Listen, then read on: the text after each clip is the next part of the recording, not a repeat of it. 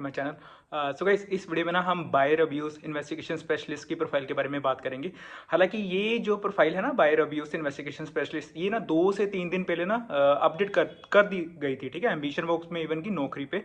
अब मैं इसका लिंक तो डिस्क्रिप्शन बॉक्स में दे दूंगा। ठीक है, हालांकि इसकी जो रिक्वायरमेंट्स है ना पूरी SCPO L3 प्रोफाइल के साथ मैच करती है। और सॉरी, आज बता रहा हूँ ये इस प्रोफाइल के बारे में। ठीक है, और इसके ना लिंक डिस्क्रिप्शन बॉक्स में जरूर चेक कर लेना। ठीक है, ऑलमोस्ट सभी स्टेट्स अप्लाई कर सकती हैं, जो भी 11 to 12 स्टेट्स मेंशन करी होती हैं। फ्रेशर अप्लाई कर सकते हैं, एक्सपीरियंस वाले भी अप्लाई कर सकते हैं। सैलरी आई थिंक ये 3.5 से 4.25 LPA प्रोवाइड करते हैं। सैलरी के बारे में इतना कंफर्म नहीं है, बट जॉब डिस्क्रिप्शन में देखोगे ना नौकरी वाला लिंक ओपन करके, तो स्पेसिफिकली ना सैलरी का इन्होंने मेंशन करा होगा। बट जितना मेरे को आइडिया, ये 3.5 LPA फ्रेशर को प्रोवाइड करते हैं, इससे ज़्यादा नहीं प्रोवाइड करते ये बायर अब्यूज वाली प्रोफाइल में। अब मेन मैं आता हूँ असेसमेंट के पैटर्न पे।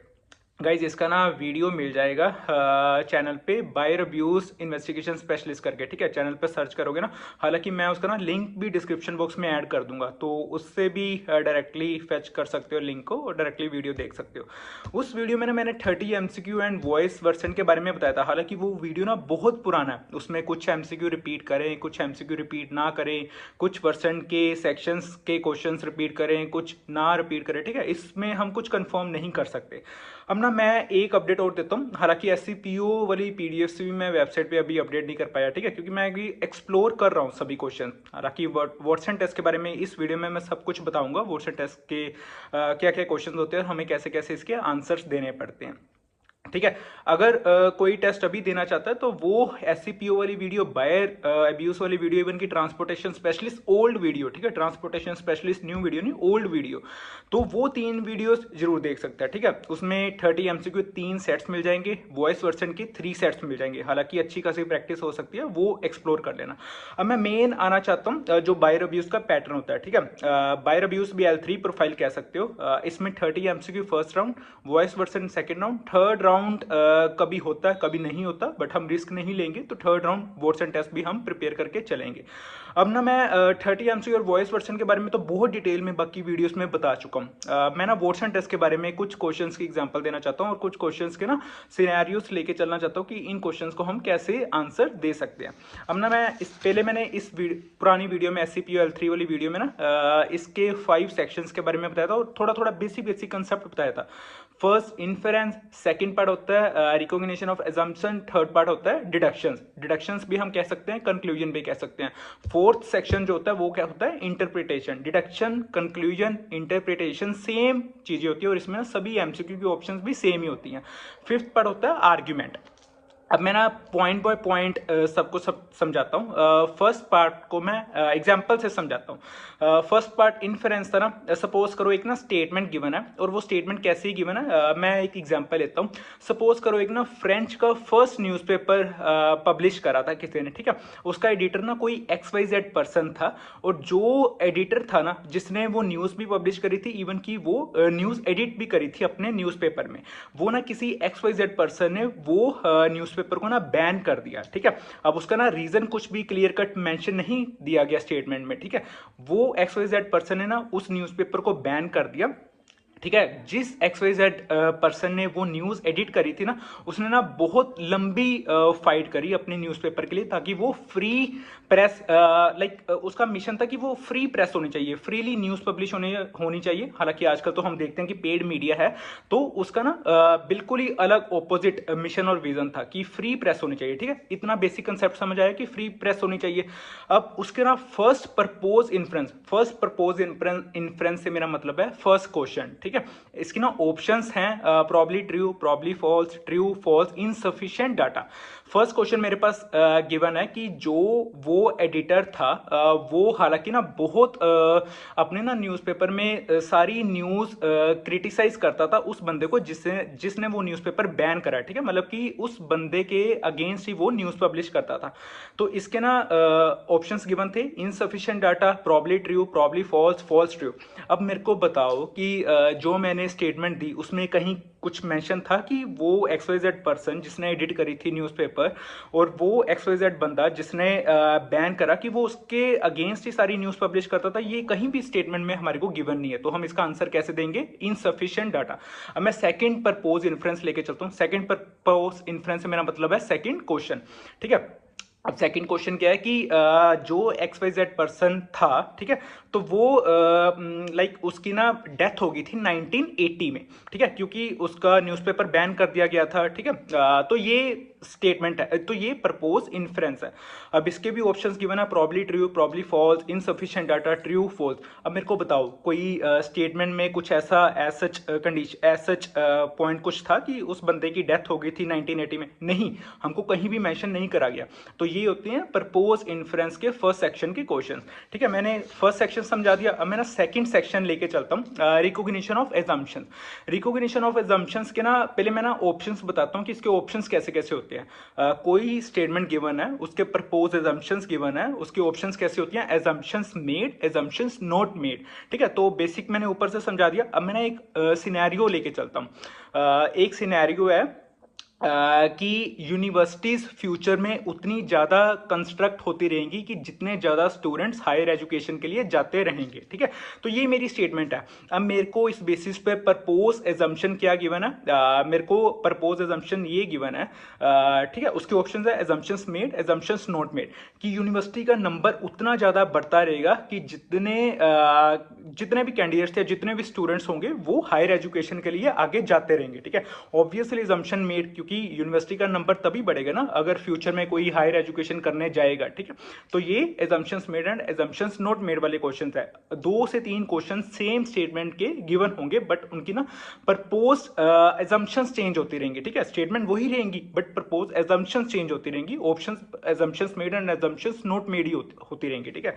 तो ये मैंने सेकंड पार्ट समझा दिया। अब ना मैं थर्ड एंड फोर्थ को ना कंबाइन करके लेके चल रहा हूँ, जिनकी ऑप्शंस होती हैं conclusion follow, conclusion doesn't follow, ठीक है। तो ये ऑप्शंस मैंने समझा दिया। अगेन स्टेटमेंट गिवन है, प्रपोज डिडक्शन गिवन है, प्रपोज कंक्लूजन गिवन है, प्रपोज इंटरप्रिटेशन गिवन है, ठीक है। तो ये 2 कंसेप्ट में लेके चल रहा हूँ जिनके क्वेश्चंस ऑलमोस्ट सेम ही होते हैं, बट क्वेश्चन चेंज होता है, कंसेप्ट सेम होता है, ठीक है। अब इसका मैं कंसेप्ट कैसे समझाऊं? हाँ, सपोज करो मिस्टर ए कोई टीचर है, ठीक है। मैं ऐसे बेसिक ले रहा हूँ। मिस्टर ए कोई टीचर है, उसके ना क्लास के स्टूडेंट्स हैं, ठीक है। मिस्टर बी कोई टीचर है, उसके क्लास के स्टूडेंट्स हैं। दोनों ना कोई मैथ्स का सब्जेक्ट पढ़ा रहे हैं, और जो मिस्टर ए टीचर के स्टूडेंट थे ना क्लास में, उनके ना एवरेज बेसिस पे 10 मार्क्स हायर थे मिस्टर बी टीचर के स्टूडेंट्स के कंपैरिजन में, ठीक है। अब ना मेरे को स्टेटमेंट में ही गिवन है कि mister A and mister B का ना दोनों का पढ़ाने का स्टाइल ना थोड़ा सा यूनिक था, ठीक है। ये मेरे को गिवन है, ठीक है। इतनी सी मेरे को ना स्टेटमेंट गिवन है। अब मेरे को उसके बेसिस पे propose deduction, propose conclusion, propose interpretation क्या गिवन है वो मैं बताता हूँ। वो मेरे को गिवन है कि जो मिस्टर ए टीचर है उसका पढ़ाने का ना स्टाइल थोड़ा सा सुपीरियर है मिस्टर बी टीचर के कंपैरिजन में। इसकी ऑप्शंस मेरे पास हैं conclusion follow, conclusion doesn't follow. इसका हम आंसर देंगे कंक्लूजन डजंट फॉलो। मैं क्यों कह रहा हूँ ये मैं एक्सप्लेन करता हूँ। स्टेटमेंट में कहीं गिवन था कि मिस्टर ए टीचर ने बढ़िया तरीके से पढ़ाया मिस्टर बी के कंपैरिजन में, नहीं।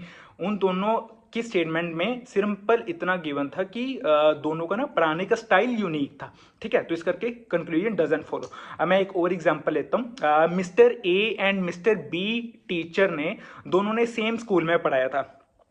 इसमें ऑप्शन है conclusion follow and conclusion doesn't follow. अब मेरे को खुद आंसर दो, इसका आंसर क्या होगा?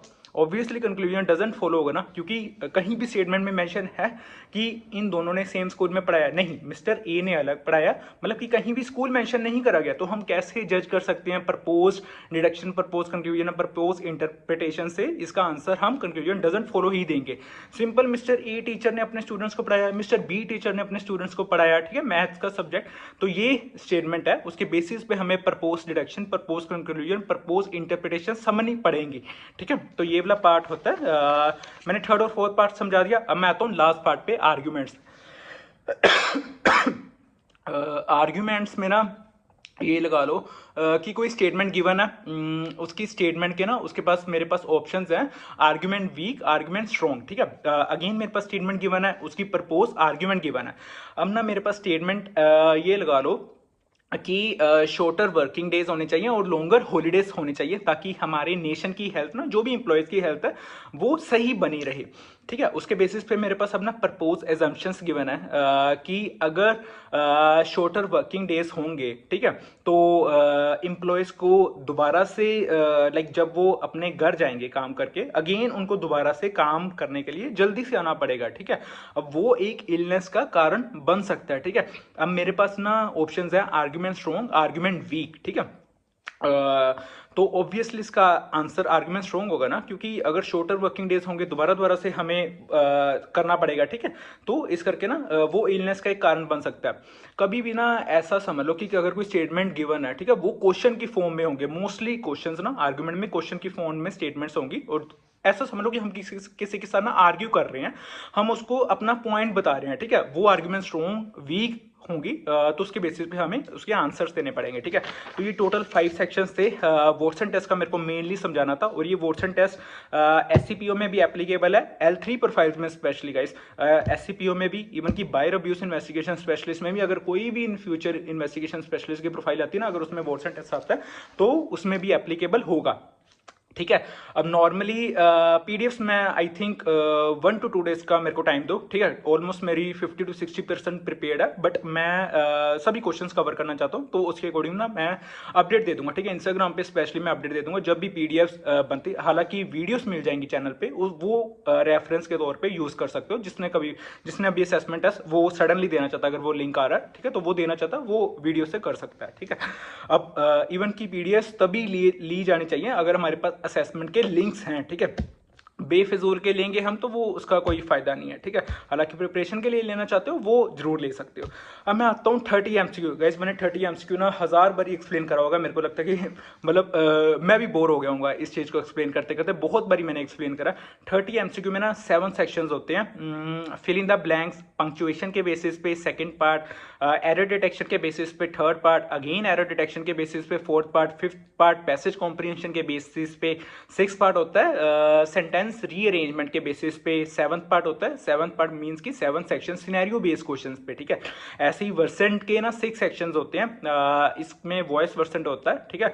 टोटली हमें बोलना पड़ेगा, रिटर्न वर्सेंट अलग होता है, वॉइस वर्सेंट अलग होता है। वॉइस वर्सेंट रिटर्न वर्सेंट के कंपैरिजन में थोड़ा सा टफ होता है। अगर हम इसके story detailing and open ended वाले क्वेश्चंस देखें तो वो थोड़े से ना टफ होते हैं। मैंने ना कई कमेंट्स ऐसे भी देखे हैं कि वॉइस वर्सेंट हमारा क्लियर नहीं होता, तो उसके लिए हम क्या करें। देखो गाइस, वॉइस वर्सन की प्रिपरेशन इवन की मैं भी नहीं करा सकता, क्योंकि इसमें ना करवाने को कुछ नहीं है, ठीक है। कॉपीराइट इश्यूज आएंगे, मेरे को क्या है, मैं वो वर्सन टेस्ट डालूंगा, ठीक है, उसके बेसिस में मैं एक्सप्लेन करूंगा, बट वॉइसेस तो मेरे को उनकी यूज करनी पड़ेंगी ना, उसके बेसिस पे मैं कर भी नहीं पाऊंगा सब कुछ एक्सप्लेन।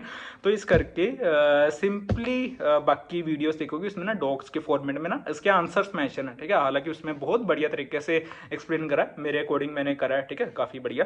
तो वर्सन पे मैं आता हूँ। रीडिंग पार्ट होता है, जिसमें रीडिंग पार्ट में अब नॉर्मली एक ना टेबल सा दिया होगा, ठीक है। उसमें ना 8 सेंटेंसेस होंगे। नॉर्मली स्पीकर बोलता रहेगा read the sentence 1, read the sentence 2, 3, 4, 5, 6, 7, 8, ऐसे में ना कंटिन्यूसली उसके पीछे पीछे बोलनी पड़ेंगी वो सभी स्टेटमेंट्स, ठीक है। अब ऐसे ही अगर मैं बात करूँ रिपीट पार्ट की, तो रिपीट पार्ट में नॉर्मली ऐसा कह लो कि कोई स्पीकर बोल रहा है अपने डिफरेंट एसेंट में, तो उन एसेंट्स को मेरे को रिपीट करना पड़ेगा। जो भी मेरा एसेंट है, ठीक है, वो यूएस, ब्रिटिश, ऑस्ट्रेलियन, कोई भी कैनेडियन एसेंट्स में बोलेंगे, और उसको मेरे को समझना पड़ेगा। बस इस चीज का ध्यान रखना कि मेरे को ब्लैंक नहीं होना, ठीक है।